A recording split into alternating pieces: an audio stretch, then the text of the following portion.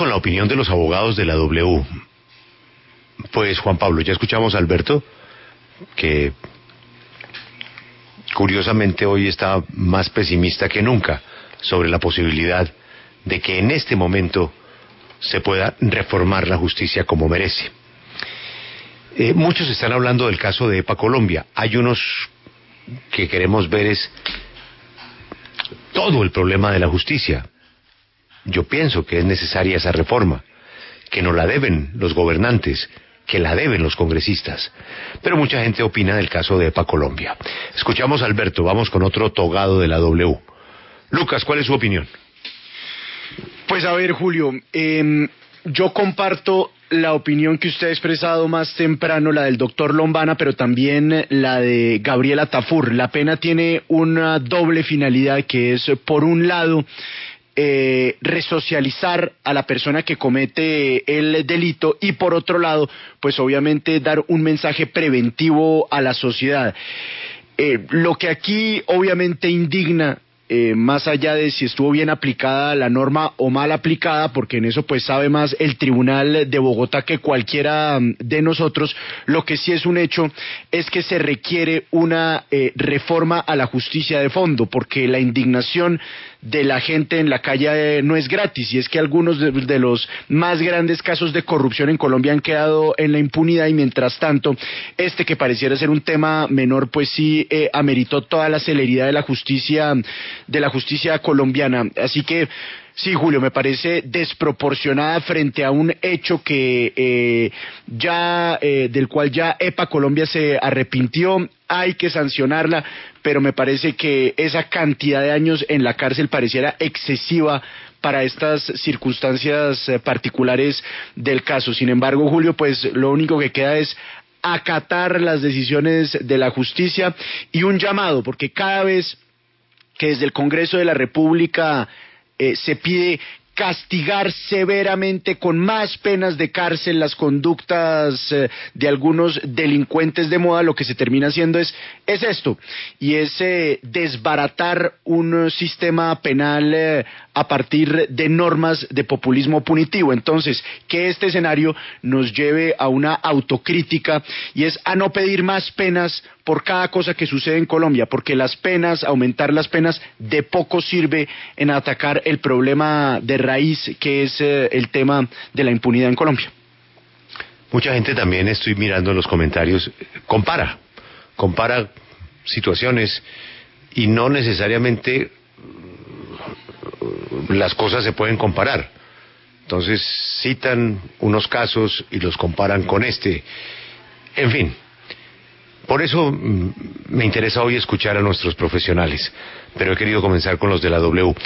Abogada Luz Helena, ¿cuál es su opinión? Pues Julio, yo estoy muy de acuerdo con lo que acaba de explicar Lucas al aire, porque no está bien asociar un acto de terrorismo con un acto de vandalismo, que fue lo que vivimos con EPA Colombia, esta joven que se grabó atentando, dañando un bus de Transmilenio. Sin embargo, lo que sí hay que tener en cuenta es que tal vez el magistrado del tribunal lo que quiso fue dejar un precedente histórico sobre lo que está pasando actualmente en Colombia, sobre los daños a los cuales está sufriendo la infraestructura, los sectores importantes de las capitales cuando hay protestas que tienden a dañar. Yo lo veo por ese lado. Tal vez el juez lo que quería era dejar un precedente importante sobre cómo pueden llegar a ser estas sanciones para quienes insistan en dañar con la infraestructura, en este caso Transmilenio, o contra los puntos culturales de las ciudades. Yo creería que eso fue lo que intentó hacer el juez cuando insistió en dejarle una pena tan alta. Lo que dice la gente en redes sociales tiene mucha razón. Vemos cómo hay actos de corrupción, delitos penales que han sido castigados con menos fuerza, y en este caso uno no entiende por qué 5 años de condena a Daneiris. Pero lo que sí está claro, Julio, es que yo insisto que creo que el juez lo que quería era generar un precedente, aunque no está bien que ella ya tenga que cargar toda la culpa de todo lo que pasa en Colombia, pero es lo único que yo encuentro ahí, Julio. Lo que sí es claro es que fue una pena muy alta para ella. Y una aclaración, el pedazo de terrorismo el juez no lo tuvo en cuenta, ¿no? O sea, el juez no la castiga por el tema de terrorismo, sino sobre todos los delitos el resto de delitos que estaban en la imputación de la Fiscalía. Juan Pablo, ¿qué escribió la abogada Tafur? @Gabriela Tafur. Si el fin de la pena privativa de la libertad es la resocialización, ¿para qué privan de la libertad a quien ya se resocializó, se arrepintió y está creando empleo? Gabriela, gracias por estar con nosotros, abogada Tafur. Eso quiere decir que si una persona, es que estoy leyendo muchos comentarios sobre si una persona hace lo que hizo EPA, ¿queda libre de culpa, Gabriela? Buenos días, Julio. No es que quede libre de culpa, sino que los principios de las penas en el Código Penal colombiano establecen que la pena debe ser necesaria, proporcional y razonable, artículos 3 y 4 de la Ley 599 del 2000. Y si vemos todo lo que ha hecho EPA Colombia, que ha pedido perdón, que montó empresa, que pagó lo que le debía al Estado, pues no se entiende que la pena sea ni necesaria, ni proporcional, ni razonable. Ahora, las personas en Colombia piensan que la justicia equivale a la cárcel y que si no hay cárcel, entonces hay impunidad, y eso no es así. De hecho, la pena privativa de la libertad, la cárcel, es la última instancia.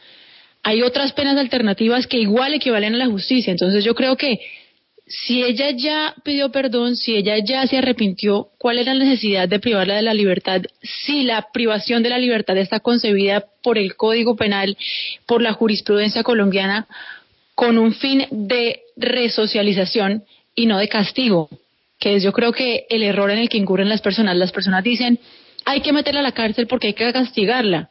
Y el Código Penal colombiano y nuestro sistema penal no está pensado para castigar, sino para resocializar. Entonces, a eso va. No es que todo el mundo quede exento de cumplir sus penas, no es que todo el mundo pueda hacer lo que quiera y después pedir perdón, sino más bien que el juez tiene que entrar a valorar si la pena privativa de la libertad es necesaria en cada caso puntual, y en este caso pues no lo es, a mi parecer, por supuesto. Ella es Gabriela Tafur, abogada. La pueden escuchar todos los días en la hora del regreso, aquí en la W en las tardes. Y por qué no, ojalá que nos acompañe muchas mañanas también. Nos vamos con los profesores. Bueno, Juan Pablo, está que se revienta el tema del día. Deme un comentario, uno. Con el numeral Nuestra Justicia es, escribe @palabras_solín, numeral Nuestra Justicia es algo que puede comprarse o evadirse dependiendo de la capacidad económica y la relación que se tenga con el poder. Las cárceles están llenas de pobres, numeral Nuestra Justicia es. Mire, después de que hablemos con los abogados y profesores, Juan Pablo, nos vamos con el primer cambio de colchón. Y vamos a comenzar con el grandote. 2x2, 7 millones de pesos. Buenísimo. Sí. Pero de a uno. De a uno. De a uno. Ese es el que nunca va a conocer Paula. 2x2.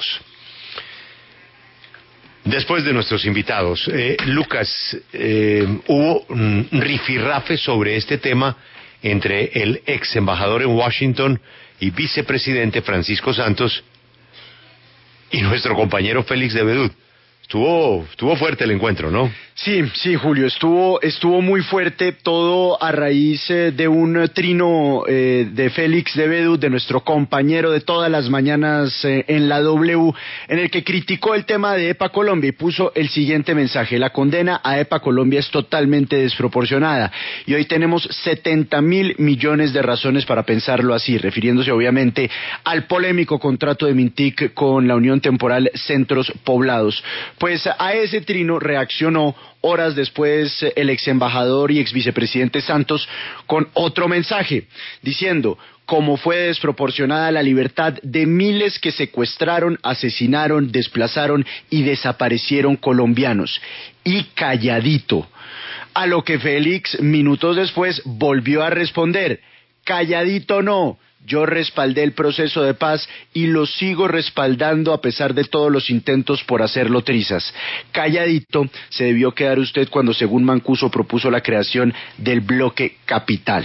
Así que estuvo ese cruce de mensajes fuerte entre nuestro compañero Félix de Bedú y el ex embajador Francisco Santos. Pero hubo otro de Pacho. Pero es que ese ya no era de la misma... no es del mismo hilo que llama usted. Él, antes de que Félix le respondiera, puso otro mensaje independiente que decía: cuando la justicia actúa, unos dicen que es desproporcionada y se justifican con sus falencias, que son muchas, pero todos esperamos que hagan lo mismo con los vándalos capturados. La justicia envía la señal correcta. Y esa es la primera pregunta para el profesor Jaime Lombana. Él es profesor de Derecho Penal en la Universidad del Rosario. Profesor, bienvenido a la W. Recogiendo esa última frase de Francisco Santos, ¿usted cree que con el caso de EPA Colombia la justicia envía la señal correcta? Muy buenos días, un respetuoso saludo a ustedes. Yo considero que la decisión del Tribunal Superior es acertada desde el punto de vista normativo y muy positiva desde el aspecto político-criminal. Julio, las normas penales, como lo ha dicho la doctora Tafur, tiene razón, solo están justificadas cuando tienden a la protección de la libertad individual y sobre todo a un orden social. Ese orden social precisamente consiste en la protección de una convivencia social soportable, Julio. Si ustedes analizan el caso en comento por la W, me parece que la pena es precisamente la respuesta del Estado, de la norma, a un comportamiento ofensivo a bienes jurídicos de rango constitucional. Desde mi punto de vista personal, el comportamiento que más ofendió este caso que estamos analizando es el de la libertad a la protesta pacífica. Vean ustedes cómo ese mensaje político-criminal de la imposición de una pena no está haciendo nada distinto de aplicar una teoría del profesor Feuerbach sobre la coacción psicológica de la pena. Lo que está mandando un mensaje preventivo general. Claro que la pena tiene un fin resocializador, por supuesto, eso es verdad, pero hoy día, en el derecho penal moderno, es indiscutible que el fin de la pena es exclusivamente preventivo y preventivo general. Ahora, la discusión del quantum de la pena, que de pronto ese es el fondo del asunto, Julio, yo creo que eso se remite a una vieja discusión, a una pretérita discusión del derecho penal, y es el conflicto entre la prevención general y la prevención especial. La prevención general es el mensaje que la norma le manda a toda la sociedad de respetar unos bienes jurídicos que están amparados por la Constitución. La prevención especial es un mensaje individual que se le manda a quien ya ha cometido un delito, decirle, mire, esta pena se le impone con un aspecto retributivo, pero con la búsqueda de que usted no vuelva a cometer este tipo de conductas. Insisto en esa coacción psicológica de la pena, es una obra fundamental en la estructura de la administración de justicia. Esa coacción psicológica es lo que ha hecho el Tribunal de Bogotá. Yo digo como conclusión que los ataques violentos a los primeros que ofendían eran los manifestantes que de manera pacífica querían explotar las deficiencias del Estado, que son innegables, son incontrovertibles las deficiencias de nuestro Estado, no de un gobierno, del Estado, de la sociedad como tal. Entonces vean ustedes cómo la justicia penal está mandando un mensaje de confianza en la norma. Vea, señor violento, usted puede pensar lo que quiera, pero no puede destruir los bienes comunes. Es que no solamente estaban destruyendo bienes individuales que ya también merecen protección legal, patrimonio privado, sino bienes comunes, destruir con un objeto contundente un bus, o destruir bienes públicos que a todos los colombianos le cuesta, que son recursos que deben ser invertidos en esa misma sociedad que está protestando, con mucha razón lo digo, pues el derecho penal como última ratio, como última instancia de control social, tiene que cumplir ese fin.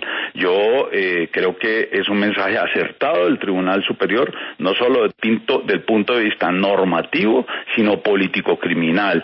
El Tribunal Superior está diciéndole a la sociedad, aquí hay justicia. Que porque hay impunidad en unos casos o no, perfecto, hay que seguirlos, hay que condenarlos, pero esa pena tiene un respaldo en la literalidad de la norma, pero también en la filosofía del derecho. Profesor Lombana, muchas gracias, muy amable. Esta es la W. Doctor Marlon Díaz, profesor de la Sergio Arboleda y del Rosario, penalista. Gracias por atendernos. ¿Cuál es su opinión? Buenos días, Julio, y un saludo para todos los oyentes de la W.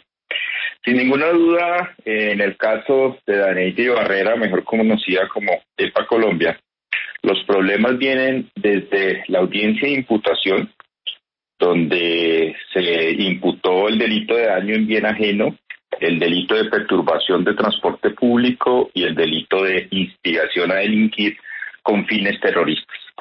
Estos comportamientos, no en esa audiencia, sino en una posterior, fueron aceptados por ella vía un allanamiento a cargo. Y cuando llegó al despacho de la jueza segunda especializada de Bogotá, la condenó únicamente por los dos primeros delitos al considerar que no estaban satisfechos los requisitos para que existiera una instigación a delinquir con fines terroristas, pues básicamente porque no se acreditaba por parte de la Fiscalía la existencia de zozobra o terror en la población y por supuesto porque los medios utilizados no tenían esa potencialidad de causar ese temor o tener fines terroristas. Esa sentencia, que fue condenatoria por daño en bien ajeno y perturbación de transporte público, fue apelada por Fiscalía y Ministerio Público, y el tribunal ayer, en una decisión mayoritaria, porque la ponencia inicial fue derrotada, consideró que sí se estaban satisfechos todos los requisitos para condenar, incluyendo el de instigación a delinquir, porque considera que sí existían fines terroristas y hace allí un análisis el tribunal de manera mayoritaria, yo considero que equivocada, sobre la peligrosidad del comportamiento e incluso que por haber EPA Colombia haberse allanado a los cargos, pues entonces no se había dado un debate probatorio sobre si existía o no el conocimiento y la voluntad para cometer un delito que incitara a fines terroristas. Y creo que es muy relevante el salvamento de voto del magistrado del tribunal, que fue la ponencia derrotada, quien estaba de acuerdo en que se podía dar la instigación a delinquir, pero no con fines terroristas. Y esa instigación a delinquir únicamente tenía una pena de multa. Lo que considera el magistrado, y estoy totalmente de acuerdo con ello, es que no se puede confundir un acto vandálico en el marco en ese momento de un paro nacional, utilizando un martillo, que fue el medio usado para romper una estación de Transmilenio, no se puede entender como un fin terrorista para incitar a que toda la población cometiera delitos. Yo creo que el tribunal se equivoca es en la aceptación de que aquí están dadas esas características de ese delito de instigación a delinquir, al considerar que sí está satisfecho, la pena es la adecuada, es decir, la pena está dentro de los parámetros ajustados, se descontó el 47% por el allanamiento a cargos de Daneidi, pero creo que el problema va más allá. El problema es de hecho jurídicamente relevante, de la adecuación jurídica de ese comportamiento, y sin ninguna duda, la Fiscalía se equivocó cuando imputó la instigación a delinquir con fines terroristas. Por supuesto, creería yo que la defensa no se debería haber allanado. Eso había sido corregido por la judicatura en primera instancia, porque el juez debe verificar que se satisfagan los requisitos de legalidad de la pena y legalidad de la calificación jurídica. Eso hizo la primera instancia, y la segunda instancia, desafortunadamente, termina diciendo que basta con el allanamiento por ese comportamiento y por eso emite condena. Esa es la situación, Julio. Doctor Marlon, muchas gracias por atendernos.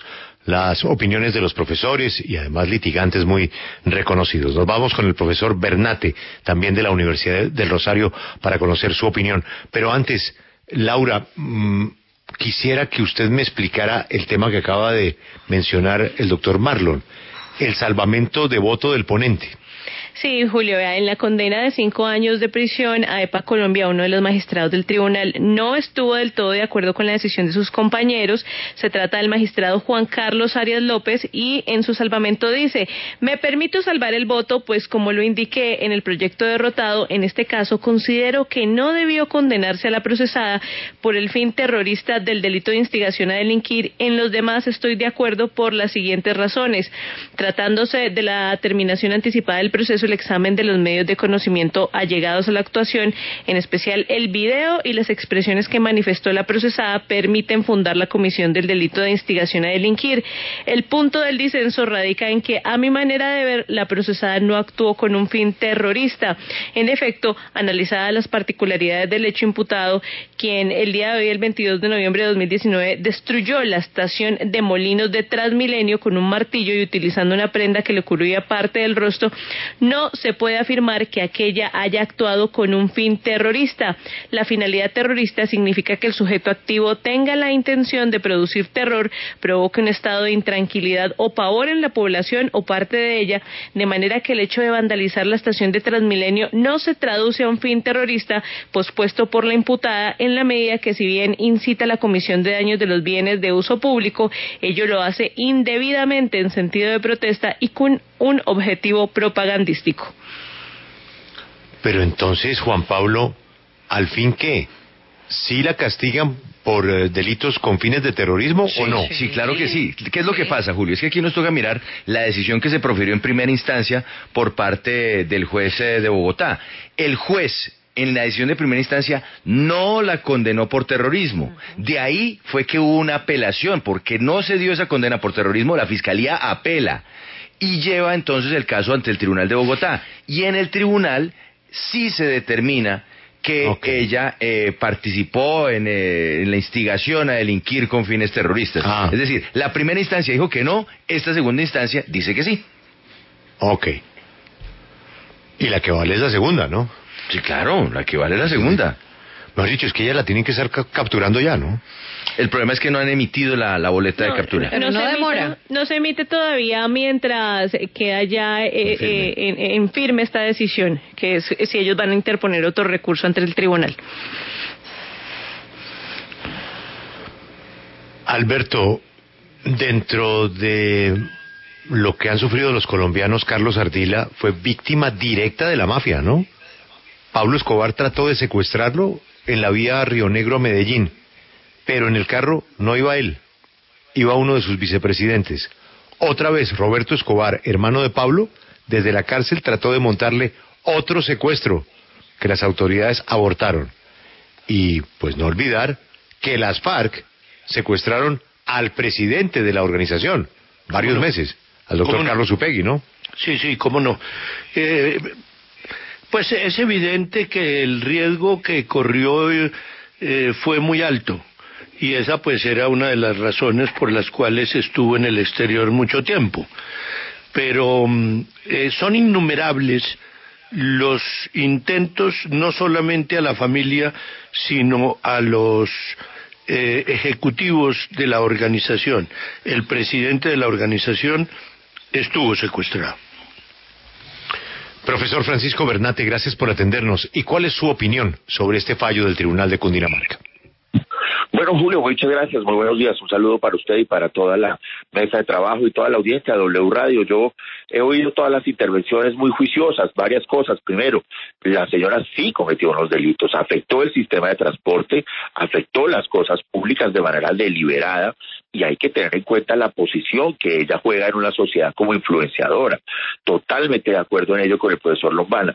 Mas, sin embargo, sí queda la duda de si realmente esos actos son instigación al terrorismo y dónde vamos a trazar esa línea entre vandalismo y terrorismo. Terrorismo es causar pánico, zozobra a gran escala. Yo creo que la pena es desmedida porque ese delito no se cometió, como lo dice el que fuera el ponente y que termina salvando el voto. Pero en lo restante creo que es lo que es. Y lamentar muchísimo, obvio, que una persona que haya emprendido un proceso resocializador exitoso no tenga una alternativa diferente a la cárcel, precisamente por cuenta del populismo punitivo que rige entre nosotros. Muchas gracias al profesor Bernate. Y cerramos en la Sergio Arboleda. Sí. Ricardo Burgos nos atiende a esta hora. Profesor Burgos, ¿y cuál es su opinión? Buenos días. Muy buenos días, Julio, a ti y a toda la mesa de trabajo. Es claro que el salvamento de voto de quien fuera el ponente, Juan Carlos Arias, nos deja claro que acá el tribunal, la mayoría de los magistrados del tribunal que toman la decisión de condenar además a la señora Barrera por el delito de instigación a delinquir con fines de terrorismo se equivoca. Creo que ella tiene varias opciones. La primera es interponer recursos de casación, que según tengo entendido sus apoderados ya lo hicieron, pero debemos mirar también la proporcionalidad de la pena en un sentido social y no en el caso particular.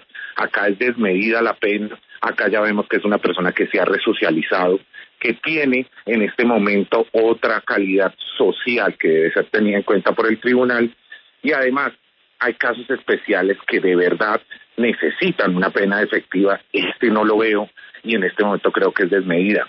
Creo que queda en el aire no solo que la justicia es para los de a pie y que para el poderoso y el amigo la justicia siempre va a ser mínima o con impunidad. Creo que ese mensaje frente a la prevención general es claro, ¿no? Profesor, muchas gracias. Ya regresamos en segundos. El cambio de colchón.